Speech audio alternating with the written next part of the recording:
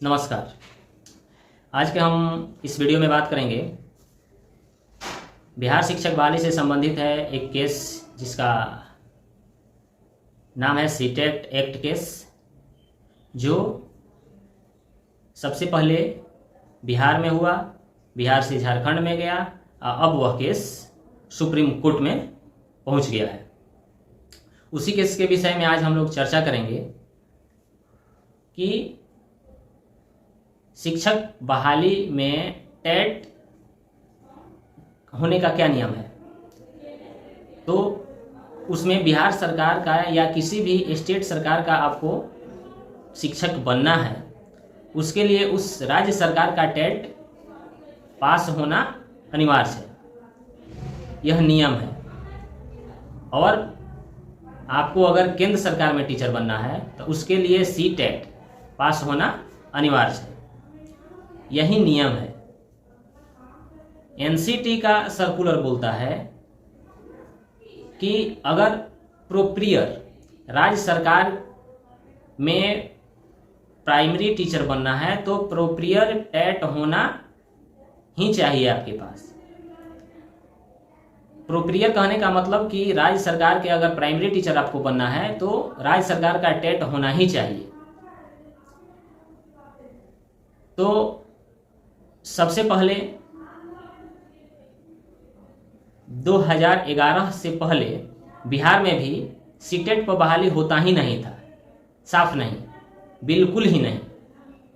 लेकिन 2011 का जब बहाली चल रहा था तो उस समय का कैंडिडेट लोग जाकर सचिवालय में अफसर से बात किए कि अगर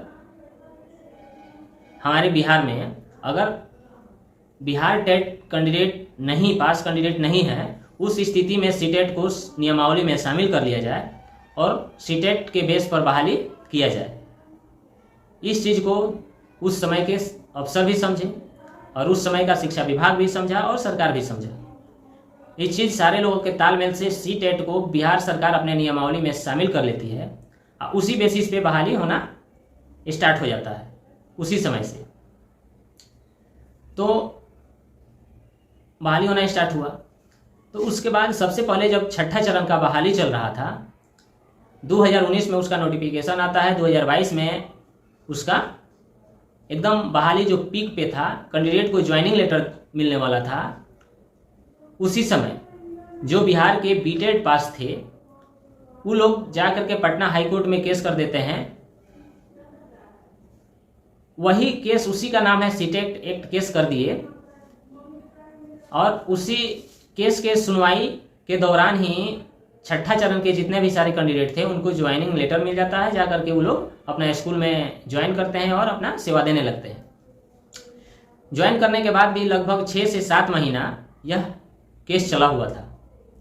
इस केस में वकील थे प्रिंस मिश्रा सर, पीके शाही सर और मीनांक मौली सर। यह तीनों वकील के सूझबूझ के साथ ज्वाइनिंग के लगभग 6 से 7 महीना के बाद अंततः छठा चरण के फेवर में पटना हाई कोर्ट के सेकेंड बेंच से जजमेंट आता है। उसके बाद जजमेंट आने के बाद सारे कैंडिडेट अपने अपने काम में व्यस्त हो गए। उसी जजमेंट, पटना हाई कोर्ट के जजमेंट पर आधार पर झारखंड में कि रांची हाई कोर्ट में भी वहां के कैंडिडेट केस किए और इसी के बेस पर झारखंड में भी उनको जजमेंट हो गया। वहां के लोग भी सीटेट एक्ट केस यहाँ का दिखाए, उनका जजमेंट हुआ। लेकिन वहां एक रीजन था कि बिहार सरकार अपने नियमावली में शामिल कर ली थी और झारखंड में नियमावली में शामिल नहीं था सीटेट एक्ट केस। जब हाई कोर्ट से जीत गया लोग, उसके बाद नियमावली में शामिल किया गया। तो जो लोग झारखंड के लोग हारे हुए थे केस को, वो वहां के कुछ लोग उस केस को लेकर चले गए सुप्रीम कोर्ट में और उस सुप्रीम कोर्ट में केस का एक सुनवाई हो गया है और वह केस एक सुनवाई होने के बाद सब्जेक्ट टू आउटकम केस हो गया है। उसी केस में बिहार के जो कुछ लोग हैं वो लोग जा करके अपना केस को तय करा दिए हैं कि जो झारखंड में डिसीजन होगा वही बिहार में भी लागू होगा। तो ये तो केस एक सीटेट केस है बड़ा।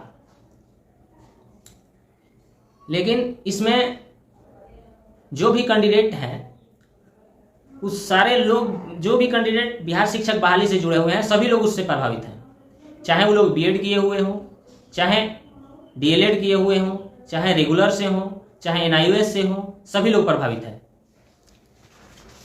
तो इस सीटेट टेट केस में अगर इन लोग के खिलाफ में अगर आता है जजमेंट, तो यह पूरे देश को प्रभावित करेगा।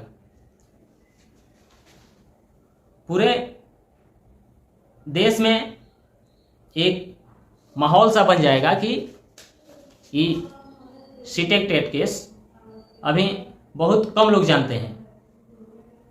इस केस में लगभग 21 हियरिंग उस समय हो गया था पटना हाई कोर्ट में। अब पटना हाई कोर्ट में जजमेंट इसी बेस पर मिला कि अगर बिहार में बिहार टेट कैंडिडेट नहीं है, उस स्थिति में बिहार सरकार टेट क्यों नहीं ले।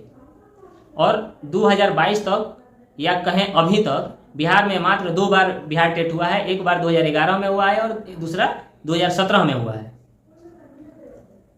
तो उसी बेस पे जजमेंट हुआ। प्रभावित इसमें सभी है। तो अगर जो भी इस केस से प्रभावित हैं, अगर केस को देखें तो इस वीडियो को हम यहीं समाप्त करते हैं।